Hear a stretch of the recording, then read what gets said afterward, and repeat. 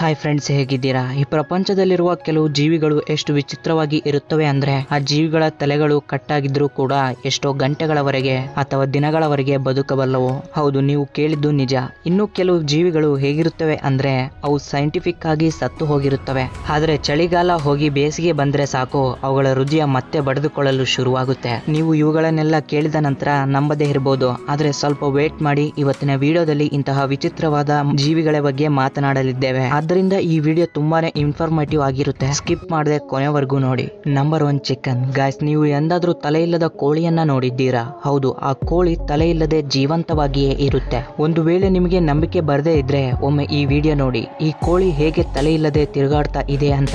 ಮನುಷ್ಯನನ್ನ ಕಂಟ್ರೋಲ್ ಮಾಡ್ಲಿಕ್ಕೆ ನಮ್ಮ ಮೆದುಳು ಹೇಗೆ ಕೆಲಸ ಮಾಡುತ್ತೋ ಹಾಗೆ ಈ ಕೋಳಿಯ ಟೆನ್ಸೆಲ್ಸ್ ಕೆಲಸ ಮಾಡುತ್ತವೆ. ಸೊ ಯಾವಾಗ ಅದರ ತಲೆಯನ್ನ ದೇಹದಿಂದ ಬೇರೆ ಮಾಡ್ತಾರೋ ಆಗ ಸ್ಟೆಮ್ ಸೆಲ್ಸ್ ಆ ಕೋಳಿಯನ್ನು ಕಂಟ್ರೋಲ್ ಮಾಡುತ್ತವೆ. ಹಾಗಂತ ತಲೆ ಸಪರೇಟ್ ಆದ ನಂತರವೂ ಕೂಡ ಈ ಕೋಳಿ ಬದುಕುತ್ತೆ ಅಂತ ಅರ್ಥವಲ್ಲ. ಆದ್ರೆ ಅಕಸ್ಮಾತ್ ಆಗಿ ತಲೆಯನ್ನ ಕತ್ತರಿಸುವ ವ್ಯಕ್ತಿ ಆ ಕೋಳಿಯ ಜುಗುಲರ್ ಗಂಟ್ಸ್ ಗಳನ್ನ ಕಟ್ ಮಾಡದೇ ಇದ್ರೆ ಅಂತಹ ಸಮಯದಲ್ಲಿ ಮಾತ್ರವೇ ಈ ರೀತಿ ನಡೆಯುತ್ತೆ. 1945ರಲ್ಲಿ ಮೈಕ್ ಎಂಬ ಹೆಸರಿನ ಕೋಳಿ ಅದರ ತಲೆ ಕಟ್ಟಾಗಿದ್ರೂ ಕೂಡ 18 ತಿಂಗಳವರೆಗೆ ಜೀವಂತವಾಗಿತ್ತು. ಇದಕ್ಕೆ ದ ಮೈಕ್ ಹೆಡ್ಲೆಸ್ ಚಿಕನ್ ಎಂಬ ಹೆಸರನ್ನು ಕೂಡ ಇಟ್ಟಿದ್ದಾರೆ. ಅದು ಅಷ್ಟು ದಿನಗಳವರೆಗೆ ಹೇಗೆ ಜೀವಂತವಾಗಿತ್ತು ಅಂದ್ರೆ ಇದಕ್ಕೆ ಲಿಕ್ವಿಡ್ ರೂಪದಲ್ಲಿ ಆಹಾರವನ್ನ ಮತ್ತು ನೀರನ್ನ ಹೈಡ್ರಾಪರ್ ನ ಮೂಲಕ ಕೋಳಿ ಓನರ್ ಕೊಡ್ತಾ ಇದ್ನಂತೆ. ಇದೇ ಕಾರಣದಿಂದ ಆ ಕೋಳಿ ತಲೆ ಇಲ್ಲದೆ ಇದ್ರೂ ಕೂಡ ಅದರ ದೇಹಕ್ಕೆ ಬೇಕಾಗಿರುವ ಪೋಷಕಾಂಶಗಳು ಸಿಗೋದ್ರಿಂದ 18 ತಿಂಗಳವರೆಗೆ ಜೀವಂತವಾಗಿತ್ತು.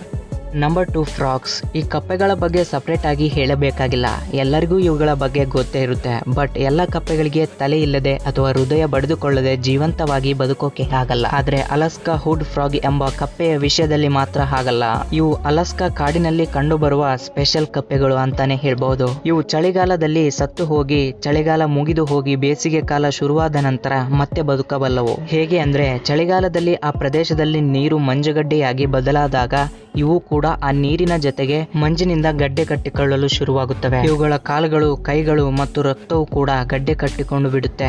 ಇದರಿಂದ ಅವುಗಳ ಹೃದಯ ಬಡಿತ ನಿಂತು ಹೋಗುತ್ತೆ. ಅಂದ್ರೆ ಇದು ಆ ಚಳಿಗಾಲದಲ್ಲಿ ಪೂರ್ತಿಯಾಗಿ ಒಂದು ಡೆಡ್ ಬಾಡಿ ಅಂತೆ ಬಿದ್ದಿರುತ್ತೆ. ಸೈಂಟಿಫಿಕ್ ಆಗಿ ಈ ಕಪ್ಪೆ ಸತ್ತು ಹೋಗಿರ್ಬೇಕು, ಏಕೆಂದ್ರೆ ಇದು ಉಸಿರಾಡ್ತಾ ಇಲ್ಲ, ಮೂವ್ ಆಗ್ತಾ ಇಲ್ಲ, ಯಾವುದೇ ರೀತಿಯ ಸೌಂಡ್ ಕೂಡ ಮಾಡ್ತಾ ಇಲ್ಲ. ಅದರ ಜೊತೆ ಹೃದಯ ಬಡಿತ ಕೂಡ ನಿಂತು ಹೋಗಿದೆ. ಆದ್ರೆ ಯಾವಾಗ ಬೇಸಿಗೆ ಕಾಲದಲ್ಲಿ ಆ ಮಂಜು ಕರಗಲು ಶುರುವಾಗುತ್ತೋ ಆಗ ಇದು ತಿರುಗಿ ನಾರ್ಮಲ್ ಸ್ಟೇಜ್ಗೆ ಬರುತ್ತೆ. ಅಂದ್ರೆ ಇವುಗಳ ಹೃದಯ ಬಡಿದುಕೊಳ್ಳಲು ಶುರುವಾಗುತ್ತೆ. ಇದು ನಿಜವಾಗಿಯೂ ಆಶ್ಚರ್ಯವಾಗಿದೆ ಅಂತ ಅನಿಸ್ತಿದೆ ಅಲ್ವಾ? ಹಾಗಾದ್ರೆ ಈ ಫ್ಯಾಕ್ಟ್ ನಿಮ್ಗೆ ಆಶ್ಚರ್ಯ ಅನಿಸಿದ್ರೆ ತಪ್ಪದೆ ವಿಡಿಯೋಗೆ ಒಂದು ಲೈಕ್ ಕೊಟ್ಬಿಡಿ. Number 3, octopus. ನೀರಿನಲ್ಲಿರುವ ಈ ಆಕ್ಟೋಪಸ್ ಅನ್ನ ಹಿಡಿದುಕೊಳ್ಳುವುದು ಒಬ್ಬ ಬುದ್ಧಿವಂತ ಕಳ್ಳನನ್ನ ಹಿಡಿದುಕೊಳ್ಳುವುದಷ್ಟು ಕಷ್ಟವಾಗುತ್ತೆ. ಇದು ಅದರ ಬುದ್ಧಿವಂತಿಕೆಯಿಂದ ಕೆಲವೊಂದು ಬಾರಿ ತಪ್ಪಿಸಿಕೊಂಡ್ರೆ ಇನ್ನು ಕೆಲವು ಬಾರಿ ಅದರ ಮೃದುವಾದ ದೇಹದ ಕಾರಣದಿಂದ ಸ್ಲಿಪ್ ಆಗಿ ತಪ್ಪಿಸಿಕೊಳ್ಳುವುದರಲ್ಲಿ ಯಶಸ್ವಿಯಾಗುತ್ತೆ. ಒಂದು ಮಾತಿನಲ್ಲಿ ಹೇಳಬೇಕು ಅಂದ್ರೆ ಇದನ್ನ ಹಿಡಿದುಕೊಳ್ಳುವುದು ಅಸಾಧ್ಯ ಅಂತ ಕೂಡ ಹೇಳ್ಬಹುದು. ಬಟ್ ನಿಮ್ಗಿದು ಗೊತ್ತಾ?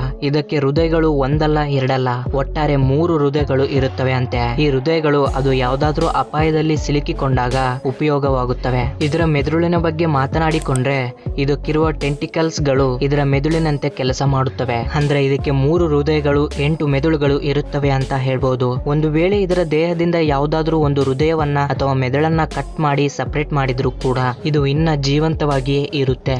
ಬಹಳಷ್ಟು ದೇಶಗಳಲ್ಲಿ ಆಕ್ಟೋಪಸ್ ಗಳನ್ನ ತಿನ್ನೋದನ್ನ ನೋಡಿರ್ತೀರಿ. ಅಂತಹ ಸಮಯದಲ್ಲೂ ಕೂಡ ಇವುಗಳ ಟೆಂಟಿಕಲ್ಸ್ ಮೂವ್ ಆಗ್ತಾ ಇರುತ್ತವೆ. ಹಾಗಂತ ಇವು ಜೀವಂತವಾಗಿರುತ್ತವೆ ಅಂತ ಅಲ್ಲ. ಇವುಗಳ ಟೆಂಟಿಕಲ್ಸ್ ಅದರ ಮೆದುಳಿನಂತೆ ಕೆಲಸ ಮಾಡುವುದರಿಂದ ಅವುಗಳ ದೇಹವನ್ನ ಕೊನೆವರೆಗೂ ಕಾಪಾಡಿಕೊಳ್ಳಲಿಕ್ಕೆ ಪ್ರಯತ್ನಿಸುವ ಸಂದರ್ಭದಲ್ಲಿ ಈ ರೀತಿ ಮೂವ್ ಆಗ್ತಾ ಇರ್ತವೆ. ನಂಬರ್ 4, ಪ್ಲಾನೇರಿಯನ್ ಫ್ಲಾಟ್ವಾರ್ಮ್ಸ್. ಇವುಗಳಿಗೆ ಇರುವ ಪ್ರತ್ಯೇಕವಾದ ಸೂಪರ್ ಪವರ್ ಏನು ಅಂದ್ರೆ ಒಂದು ವೇಳೆ ನೀವು ಇದನ್ನ ತುಂಡು ತುಂಡಾಗಿ ಕತ್ತರಿಸಿದ್ರೂ ಕೂಡ ಇದು ಸತ್ತು ಹೋಗಲ್ಲ. ಇದನ್ನು ನೀವು ಎಷ್ಟು ತುಂಡಾಗಿ ಕತ್ತರಿಸಿದ್ರೂ ಕೂಡ ಆ ತುಂಡುಗಳಿಂದ ಒಂದು ಹೊಸ ಫ್ಲಾಟ್ವಾರ್ಮ್ಸ್ ಆಗಿ ಹುಟ್ಟಿಕೊಳ್ಳುತ್ತದೆ. ಸಪೋಸ್ ಒಂದು ವೇಳೆ ನೀವು ಫ್ಲಾಟ್ವಾರ್ಮ್ಸ್ ಅನ್ನು 4 ಅಥವಾ 2 ತುಂಡುಗಳಾಗಿ ಕತ್ತರಿಸಿದ್ರೆ ಆ 4 ತುಂಡುಗಳು 4 ಫ್ಲಾಟ್ವಾರ್ಮ್ಸ್ ಗಳಾಗಿ ಬದಲಾಗುತ್ತವೆ. ಅಂದ್ರೆ ಆ ಎಲ್ಲಾ ಭಾಗಗಳಿಗೆ ಹೊಸ ತಲೆಗಳು ಹುಟ್ಟಿಕೊಳ್ಳುತ್ತವೆ. ಇದು ಈ ರೀತಿ ಬದಲಾಗೋಕೆ ಇದರಲ್ಲಿರುವ ಸೆಲ್ಸ್ ಗಳೇ ಕಾರಣ ಅಂತ ಹೇಳ್ಬೋದು. ಯಾಕಂದ್ರೆ ಇದು ಅದರ ಮೆಮೊರಿ ಪವರ್ ಅನ್ನ ಅದರ ಸೆಲ್ಸ್ ಸೆಲ್ಸ್ ಗಳಲ್ಲಿ ಸ್ಟೋರ್ ಮಾಡಿಟ್ಟುಕೊಳ್ಳುತ್ತದೆ. ಇದೇ ಕಾರಣದಿಂದ ಅದನ್ನು ಕತ್ತರಿಸಿದಾಗ ಅದರ ಮೆಮೊರಿ ಪವರ್ ಅನ್ನು ಬೇರೆ ಇತರ ಸೆಲ್ಸ್ ಗಳಿಗೆ ಟ್ರಾನ್ಸ್ಫರ್ ಮಾಡುತ್ತೆ. ಅದಕ್ಕಾಗಿಯೇ ಅದು ಸತ್ತು ಹೋದರೂ ಕೂಡ ಒಂದು ನಾರ್ಮಲ್ ಹುಳ ತರ ಜೀವನ ಮಾಡುತ್ತದೆ. Number 5 cockroach. ಜಿರಳೆ ತಲೆಯನ್ನ ಕತ್ತರಿಸಿದ್ರೂ ಕೂಡ ಅದು ಸತ್ತು ಹೋಗಲ್ಲ. ಅದು ಕೆಲವು ವಾರಗಳವರೆಗೆ ತಲೆ ಇಲ್ಲದೆ ಜೀವಿಸಬಲ್ಲದು. ಹೌದು, ಇದು ತನ್ನ ತಲೆ ಇಲ್ಲದೆ ಕೆಲವು ದಿನಗಳವರೆಗೆ ಜೀವಿಸಬಲ್ಲದು. ಅದು ಕೂಡ ಇದಕ್ಕೆ ಆಹಾರವನ್ನ ಸೇವಿಸೋಕೆ ತಲೆ ಇಲ್ಲದೆ ಇರುವ ಕಾರಣದಿಂದ ಮಾತ್ರವೇ ಸತ್ತು ಹೋಗುತ್ತದೆ. ಈ ಜಿರಳೆಯ ದೇಹದ ಮೇಲೆ ಇರುವ ಚಿಕ್ಕ ಚಿಕ್ಕ ರಂಧ್ರಗಳ ಮೂಲಕವೇ ಇದು ಉಸಿರಾಡಿ ಜೀವಂತವಾಗಿರುತ್ತದೆ. ಇದೇ ಕಾರಣದಿಂದ ಇದರ ತಲೆ ಕಟ್ಟಾಗಿದ್ರೂ ಕೂಡ ಅದಕ್ಕೆ ಯಾವುದೇ ರೀತಿಯ ತೊಂದರೆ ಇರೋದಿಲ್ಲ. ಬಹಳಷ್ಟು ಬಾರಿ ನಾವು ಈ ಜಿರಳೆಗಳನ್ನ ನಮ್ಮ ಬಾತ್ರೂಮ್ ಗಳಲ್ಲಿ ಮನೆಗಳಲ್ಲಿ ನೋಡ್ತಾ ಇರ್ತೀವಿ. ಕೆಲವೊಂದು ಬಾರಿ ಅವುಗಳ ಮೇಲೆ ನೀರನ್ನ ಹಾಕಿ ಅವುಗಳನ್ನ ಸಿಂಕ್ ಅಲ್ಲಿ ಹಾಕಿ ಅದು ಸತ್ತು ಹೋಗುತ್ತೆ ಅಂತ ಅಂದ್ಕೊಳ್ತೇವೆ. ಆದ್ರೆ ನಿಮ್ಗೆ ಈ ವಿಷಯ ಗೊತ್ತಾದ್ರೆ ಆಶ್ಚರ್ಯರಾಗ್ತೀರಿ. ಇದು ನೀರಿನಲ್ಲಿ ಹಾಕಿದ ತಕ್ಷಣವೇ ಸತ್ತು ಹೋಗಲ್ಲ. ಯಾಕೆಂದ್ರೆ ಈ ಜಿರಳೆ ತನ್ನ ಉಸಿರಾಟವನ್ನ 30 ರಿಂದ 40 ನಿಮಿಷಗಳವರೆಗೆ ಹಿಡಿದಿಟ್ಟುಕೊಳ್ಳುವ ಸಾಮರ್ಥ್ಯವನ್ನ ಹೊಂದಿದೆ. ಇವತ್ತಿನ ವಿಡಿಯೋ ಇಷ್ಟೇ ಗಾಯ್ಸ್. ನನಗನ್ಸಿದ ಮಟ್ಟಿಗೆ ಈ ವಿಡಿಯೋ ಅಷ್ಟು ಇಷ್ಟು ಇನ್ಫಾರ್ಮೇಶನ್ ಅನ್ನ ತಿಳಿದುಕೊಳ್ಳಲು ಸಹಾಯವಾಗಿದೆ ಅಂತ ಭಾವಿಸುತ್ತೇನೆ. ಜೈ ಶ್ರೀರಾಮ್.